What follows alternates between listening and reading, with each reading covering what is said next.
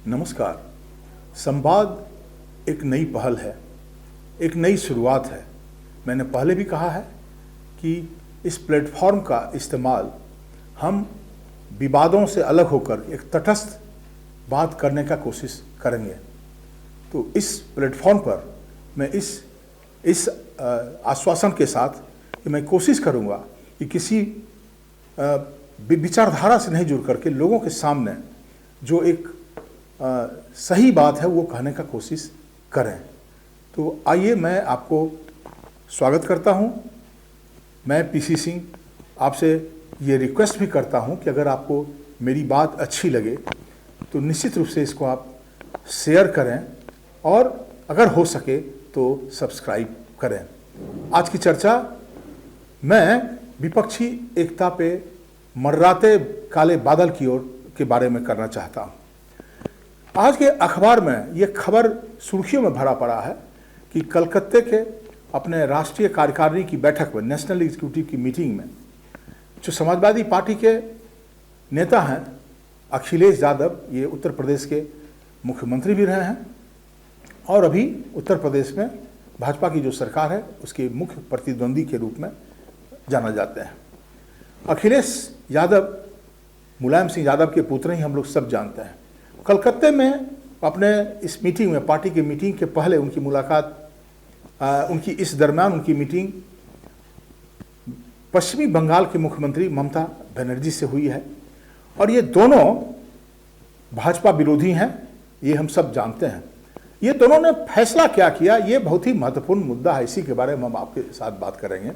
उन्होंने कहा, और इसीलिए ये आज हेडलाइन सब जगह बना हुआ है, कि ये दोनों पार्टियां ने एक तरह से समझौता कर लिया आपस में और कहा है कि हम भाजपा, भारतीय जनता पार्टी जो सत्तारूढ़ पार्टी है और जो संसद में विपक्ष की सबसे बड़ी पार्टी है कांग्रेस, इस दोनों से इक्वी डिस्टेंस रखें, मतलब बराबर की दूरी रखेंगे। मतलब ये कि आने वाले दिनों में, मतलब जब 2024 का चुनाव आने वाला है तो उस चुनाव में ये दोनों लोग आप भाजपा और कांग्रेस से अलग एक तरह की एक तीसरी शक्ति के रूप में उभरने का कोशिश कर रहे हैं।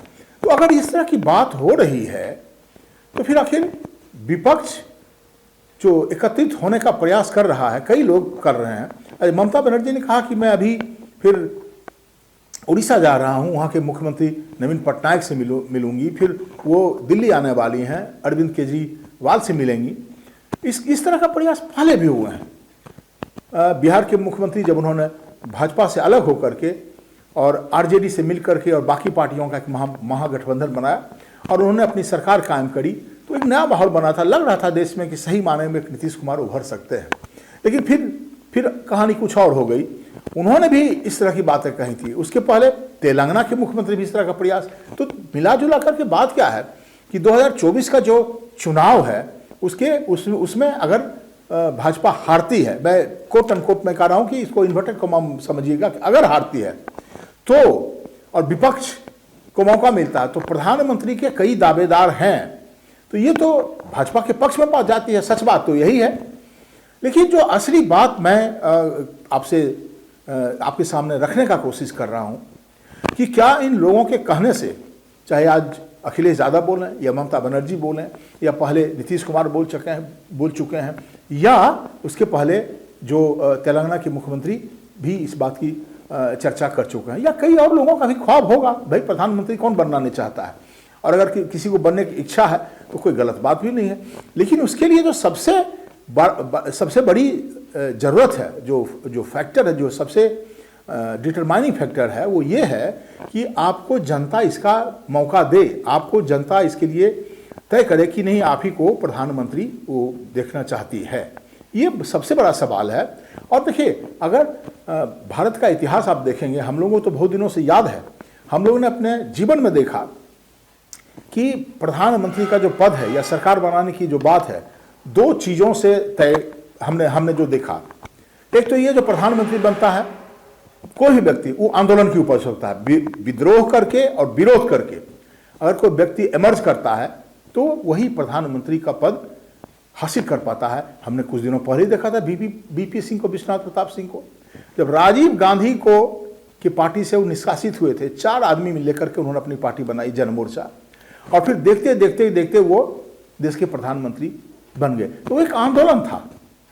और दूसरी तरफ हम देख रहे हैं कि मौका और कई लोगों को मिला, लेकिन देश में सच बात तो यही है कि जगजीवन राम भी, उनका भी था मतलब बनने का, प्रधानमंत्री बनने का ख्वाहिश लोग कहते हैं, लेकिन नहीं बन पाए। बड़े नेता थे, कई ऐसे और भी लोग हैं, अर्जुन सिंह हैं, और कहा मैं शुरू ही कर दिया किसको बनने का ख्वाब नहीं रहा था। बड़े बड़े नेता रहे, मुलायम सिंह यादव, लालू यादव। लेकिन दूसरी तरफ इस देश में और भी कई लोग बने, प्रधानमंत्री बन गए, तो जिनको कि जो कहता कि जमीनी कोई बहुत बड़ा, एक देवगौड़ा जो मुख्यमंत्री रहे वहाँ के, बाकी देवगौड़ा प्रधानमंत्री बन गए, आई के गुजराल साहब प्रधानमंत्री बन गए। हालांकि लोग काबिल लोग हैं, कोई ऐसे नहीं है, लेकिन फिर भी एक जो होता है कि प्रधानमंत्री वही होता है जिसको पूरे देश में के बारे में देश में सहमति हो।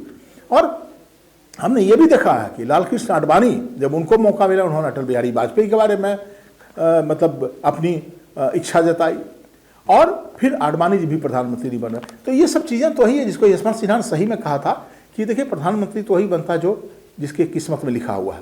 लेकिन सच बात वही है कि प्रधानमंत्री या वही बनता है और जो जिसको जनता पहले चाहती है। तो आज का जो माहौल है, ये असली बात ये होना चाहिए कि आज जनता नरेंद्र मोदी के मुकाबले किसको चाहेगी। अगर आप देखें आज भी देख लीजिए इस देश में पार्लियामेंट में किसके ऊपर चर्चा हो रही है? राहुल गांधी के ऊपर में चर्चा हो रही है या ममता बनर्जी के ऊपर में चर्चा हो रही है? देश किसके ऊपर में बहस कर रहा है? राहुल गांधी के ऊपर में या अखिलेश यादव के ऊपर में? राहुल गांधी के ऊपर या नीतीश कुमार और या फिर बाकी लोगों के बारे में? देखिए ये तो सच बात है।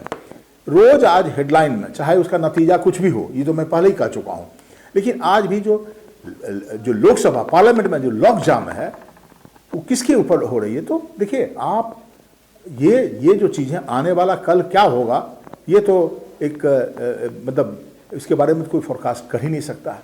लेकिन जो अभी जो स्थिति लग रही है कि अगर विपक्षी एकता का इस तरह ये हाल रहा, तो समय तो है अभी, और हम लोगों ने कई बार देखा जब भी विपक्षी एकता हुआ है तो इस तरह की अड़चनें आती रही हैं। लेकिन अल्टीमेटली कि और कई बार ऐसा हुआ, विरोध भी, अभी पी सिंह का भी विरोध हुआ था, बाकी लोगों का भी हुआ था, और इस देश में ज्योति बाबू जैसे लोग प्रधानमंत्री नहीं बन पाए, जबकि उनको कहते हैं कि ऑफर मिला था, और पार्टी के लोगों ने कहा कि नहीं, आप दूसरे पार्टी के सहारे प्रधानमंत्री नहीं बन सकते थे।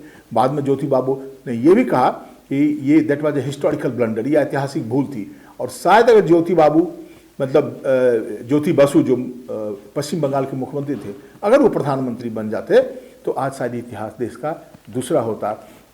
तो आने वाले दिनों में कौन बनेगा प्रधानमंत्री ये तो समय तय करेगा, लेकिन जो इस तरह की खबरें जो सुन रहा हूं, उससे लगता है कि जो विपक्षी एकता का जो भविष्य है उसमें अभी भी बहुत सारे संकट हैं। तो इन्हीं चंद बातों के साथ मैं आपसे विदा लेता हूं। अगली बार जब मिलूंगा इस संवाद की तीसरी किस्त के लिए तो किसी और बात पे बात करूंगा, लेकिन मेरे रिक्वेस्ट को याद रखिएगा, और मैं फिर एक बार दोहराता हूं कि मैं ईमानदारी से, और जो आजकल के जो हो रहा टेलीविजन में तूतू में, मुझे इस तरह की बातों में नहीं पड़ना है। मैं समझता हूं वही आपके साथ शेयर करता हूं। धन्यवाद।